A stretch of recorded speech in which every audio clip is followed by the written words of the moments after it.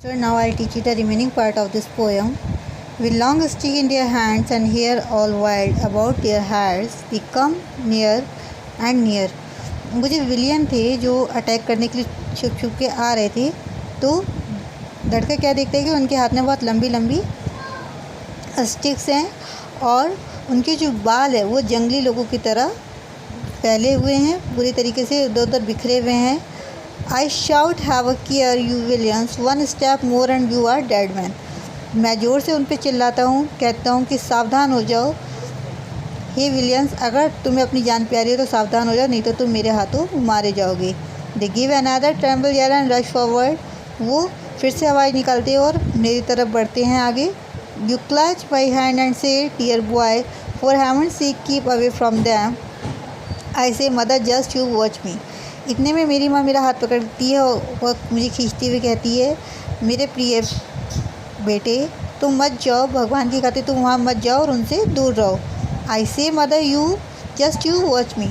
मैं अपनी माँ से कहती हूँ, माँ बस तुम देखती रहो.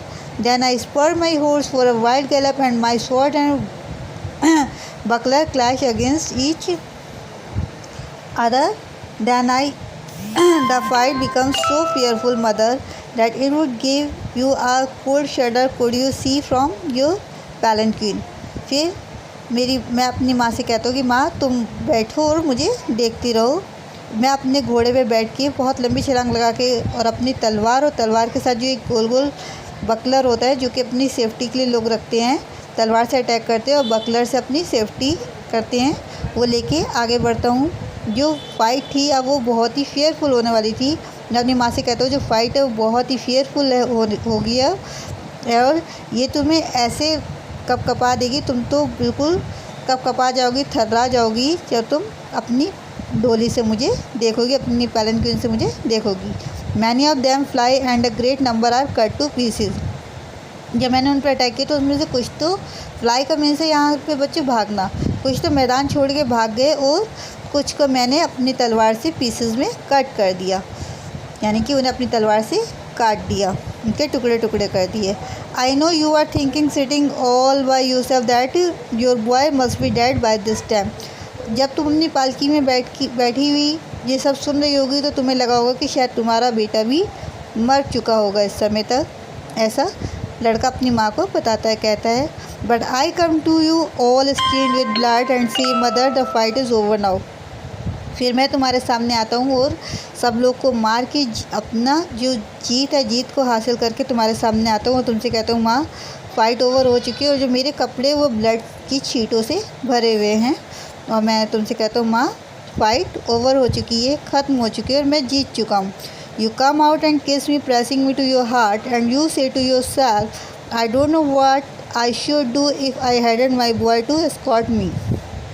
तुम आती हो और मुझे किस करती हो, किस करके मुझे अपने दिल से लगाती हो और खुद से ही कहती हो कि मुझे नहीं पता कि अगर मेरा बेटा बच के नहीं आता तो क्या होता. 1000 useless thing happen day after day.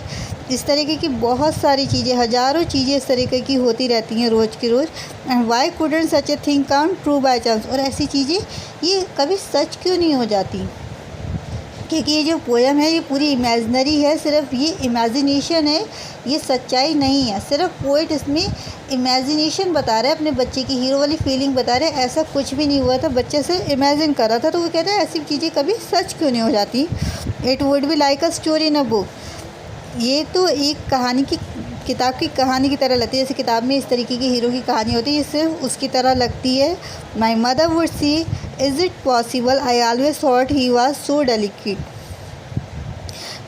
मेरा जो भाई है अगर ऐसा सच हो जाता तो मेरा भाई कहता क्या ये पॉसिबल है, क्योंकि वो तो मुझे बहुत ही डेलिकेट समझते. डेलिकेट होता है बच्चे, बहुत ही सॉफ्ट सा, बहुत ही डरा डरा सा रहने वाला बच्चा. यहाँ पे डेलिकेट का सेंस उससे है कि मेरा भाई तो मुझे बहुत डेलिकेट समझता है, बहुत डरपोक सा समझता है.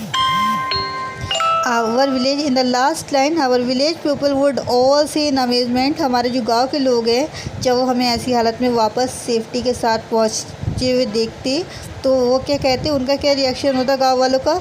Was it not lucky that the boy was with his mother. कि ये बच्चा तो तब बच के आ गए क्योंकि अपनी माँ के साथ था, इसीलिए इसके लक ने इसका साथ दिया क्योंकि अपनी माँ के साथ था। ऐसे गाँव वालों की थिंकिंग होती है, ऐसा गाँव वाले सोचते हैं। ये राइटर की इमेजिनेशन थी पोएम में। कैसी लगी बच्चे poem? Your poem has over now. Okay, tell me in the comment also. Thank you.